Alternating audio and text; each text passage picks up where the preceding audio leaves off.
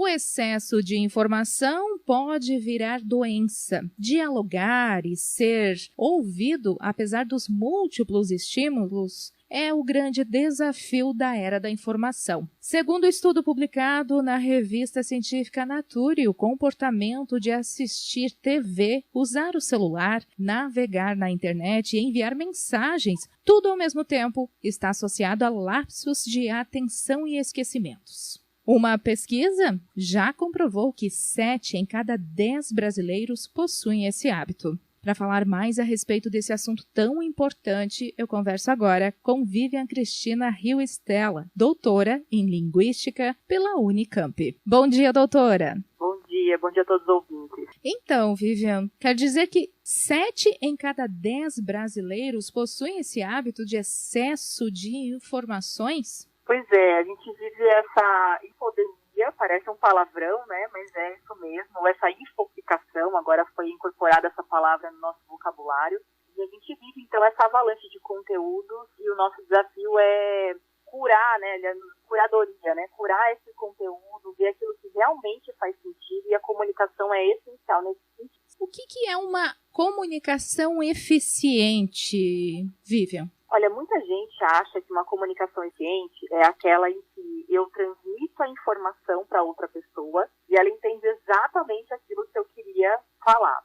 Na realidade, uma comunicação eficiente é aquela que é clara e empática ao mesmo tempo. O que significa, muitas vezes, escutar as pessoas, dar espaço para o silêncio, fazer assim, exemplos, conexões com a realidade das pessoas, não só simplesmente olhar para o que eu quero falar, mas como o que eu quero falar toca a outra pessoa. Aí sim a gente está no campo da comunicação eficiente. Entendi. Então, seria quase analisar toda a fala antes de passar isso dentro de uma reunião, talvez, ou nós como comunicadores, professores também. Então, analisar muito o nosso texto e a fala antes de comunicar. É ter sensibilidade, né? Ter no radar sempre o nosso interlocutor, porque eu tenho uma sensação, né, dando cursos nas empresas há mais de 15 anos, que as pessoas ainda olham muito para si mesmas. Então, o que eu quero falar, o que eu preciso dizer,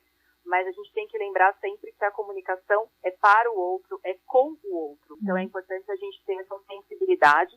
Nem sempre a gente consegue planejar e entender tudo antecipadamente, Sim. Mas é importante ter assim, foco, exemplos, a linguagem que provavelmente vá captar a atenção das pessoas. E na hora, no decorrer da comunicação falada especialmente, a gente pode fazer ajustes, perceber o que está acontecendo naquele momento, e aí realmente redirecionar para atender aquele contexto, atender aquele interlocutor. Certo. Vivian, também tem aquela parte que uma frase, ela pode ser entendida de várias maneiras e pode ser dita também de várias maneiras, né? Dependendo do comportamento ou humor, né? De quem fala e quem ouve. Tem isso também? Tem, exatamente. E é interessante a gente olhar para esse aspecto, que é o aspecto mais humano, realmente, da comunicação. Nossos sentimentos, estado de espírito, a nossa relação prévia com essa pessoa. Então, de repente, eu já tive um conflito com alguém da minha equipe, e aí quando eu vou falar com ela, eu já tenho esse viés nessa comunicação. Então, tem todo esse componente que vai além daquele esquema clássico de comunicação, que é emissor, receptor e a mensagem no canal de comunicação. Então, na verdade, é entender, assim, como é que eu tô? De repente, se eu tô num dia agitado, talvez eu fale mais rápido, talvez eu não me atente a detalhes dessa troca com as pessoas. E o outro lado também, de repente, está num dia péssimo, deu tudo errado. Então, a mesma frase que ele entenderia de uma forma, por causa do estado de espírito dessa pessoa, ela entende de uma outra maneira. Então, é essa parte mais humana, e há quem diga aí na área da comunicação que é quase uma magia a gente se entender. Então, é um desafio realmente de olhar e entender que existem vários cenários aí para compor a comunicação. É verdade, Vivian. E eu lembrei de um momento agora, até com a minha família, porque eu uso muito o WhatsApp, eu acho que todos os brasileiros, enfim, ó, e pessoas ao redor do mundo, aí o aplicativo de mensagens, né? E às vezes a gente está mesmo na correria, como você falou, e acaba respondendo sim, tô bem, ou algo assim um pouquinho mais seco, digamos assim, as pessoas acham que a gente tá brava, que tá de mau humor, ou que não está dando a atenção que elas merecem. Eu não sei se acontece isso só comigo, mas eu acho que não, né? Não, acontece em diferentes contextos, né? Seja ambiente familiar, seja no WhatsApp, nos e-mails corporativos, nas reuniões, tem muito disso. E é interessante porque essas palavras mais curtas e diretas têm uma associação muito forte com essa agressividade ou essa falta de atenção. E a gente sabe que as pessoas também estão muito carentes de atenção, de espaços para falar. Então, sim, é importante, mesmo que você esteja com pressa, e aí tem uma máxima importante, né? A pressa é inimiga da comunicação também. Olha só. Mesmo com pressa, mandar só um ok, se a pessoa te mandou uma mensagem um pouco mais elaborada, pode ser um problema, pode gerar um conflito. Então, aguarda um pouco, a gente não precisa responder de forma tão imediata como a gente faz, e aí, nesse sentido, colocar um pouco mais de cuidado na resposta pode ser melhor, pode trazer mais clareza, pode gerar uma relação diferente também, quer seja com familiares ou não, mas esse excesso de concisão tem uma relação forte aí com agressividade, que não é muitas vezes a intenção de quem escreveu, mas é a interpretação. E aí a gente tem que lembrar, a comunicação eficiente é sobre a intenção e a interpretação. Não é só, eu não tive intenção de dizer isso, mas a forma como a pessoa recebeu foi de outro jeito. Então talvez eu tenha sido direto demais, né? Mas é um exercício, acho que a comunicação que é mais encantador, na minha opinião, é justamente esse, a cada situação a gente aprende uma coisa diferente. A cada situação a gente se vê diante de novos desafios. Eu tenho duas filhas pequenas e quanto elas me ensinam sobre a forma como eu falo, a forma como eu alerto sobre um problema, a forma como eu ensino alguma coisa. Então, a gente está sempre no laboratório de comunicação sem sequer perceber, né? Exatamente, o laboratório, acho que essa é a palavra que define, né?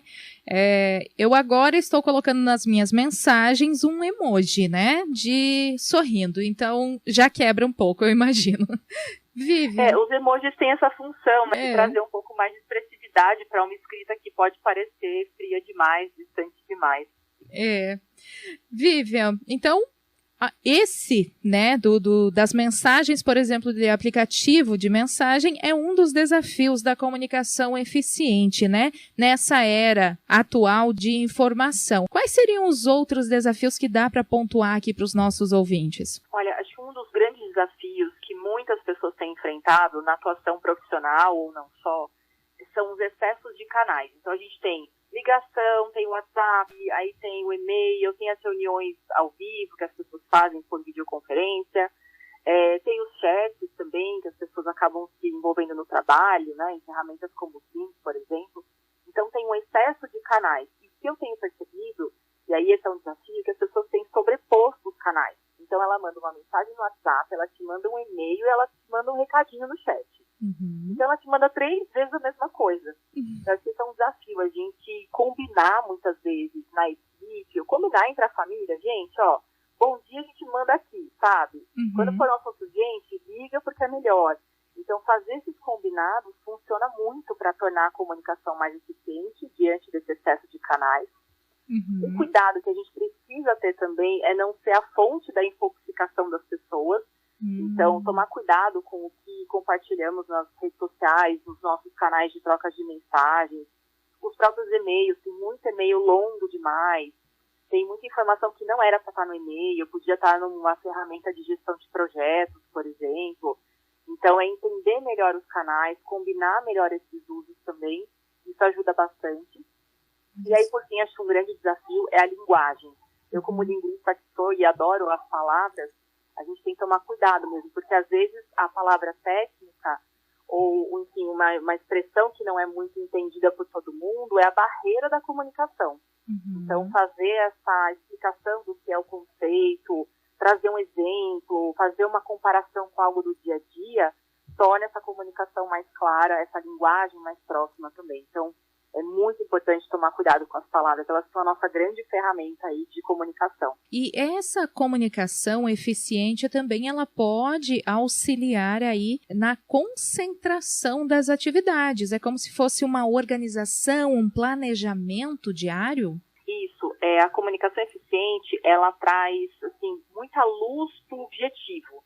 Então, eu vou para uma reunião, se eu que vou conduzir a reunião, eu consigo deixar claro para as pessoas logo no começo qual é o propósito dessa reunião, o que a gente vai fazer aqui hoje, cumprir o tempo, enfim, são outros elementos, mas esse foco ajuda muito as pessoas a se concentrarem mais, a terem expectativas alinhadas com o que você pretende. Para quem está ouvindo uma reunião, por exemplo, captar logo o objetivo ajuda muito, para você não ficar assim, nossa, o que ele está falando? O que é isso? Para que serve essa informação? Então, a objetividade é importante, evidenciar por que a gente está aqui. Tem uma pergunta muito clássica que é importante para a gente adequar também para o nosso ouvinte, é assim, a que beneficia essa pessoa me escutar? Por que vale a pena ela estar aqui me ouvindo? Então, esse tipo de olhar ajuda muito a focar, a concentrar. Claro que a gente é muito chamada a desviar a atenção, celular, toda hora aparecendo alertas, enfim, mas a gente consegue, de alguma forma, assim, com a comunicação, concentrar melhor o olhar, a audição das pessoas também.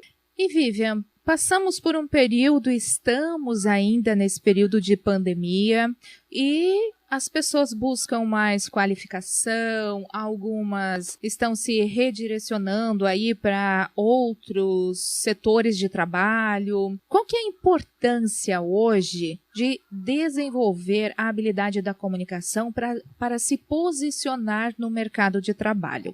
Bom, tem muitos benefícios em desenvolver essa habilidade. Acho que eu nunca dei tantos cursos de comunicação na vida, e olha que eu já dava muitos cursos, cada um com um aspecto muito distinto. Se vê muito agora com esse distanciamento, e muita gente ainda no trabalho remoto, a gestão de conflitos, quanto ela é importante, porque é por meio da comunicação que a gente pode resolver os conflitos ou criá-los. Então, tem essa função, trabalhar a comunicação para mediar os conflitos. Também, hoje em dia, se usa muito vídeo, seja vídeo para rede social, seja vídeo para mandar uma mensagem, né, para o CEO, por exemplo, para o diretor, para o seu líder ou para a líder, se aproximar de alguma forma da equipe. E aí tem gente que trava diante da câmera, não consegue gravar o vídeo, como fazer essa fala. Muitas apresentações também nas reuniões, que fica ainda mais cansativo quando é nesse modo virtual. Muita gente que usa 1 hora, sei lá, usa 80 slides. Eu falo, não, gente, não é assim que a gente vai comunicar. A gente está transmitindo um monte de informação, mas comunicar não é só transmitir informação. Então, esses são alguns pontos, né, de trabalhar essa habilidade de comunicação para que a pessoa se sinta parte, para que você leve em conta que existe uma outra pessoa ali atrás daquele computador e realmente faça uma conexão. Então, tem muitas funções, quer seja gravar bons vídeos, fazer boas apresentações de reuniões, despertar o interesse das pessoas mesmo em meio a essa infoxicação. Então, a habilidade de comunicação nunca foi tão valorizada como ela é hoje em dia, com a pandemia especialmente. Tem vários estudos que comprovam que quem tem uma habilidade comunicativa bem desenvolvida tem mais chances de promoção na carreira e sucesso também do que pessoas que têm uma grande bagagem, uma grande experiência, mas que não têm essa habilidade tão bem desenvolvida.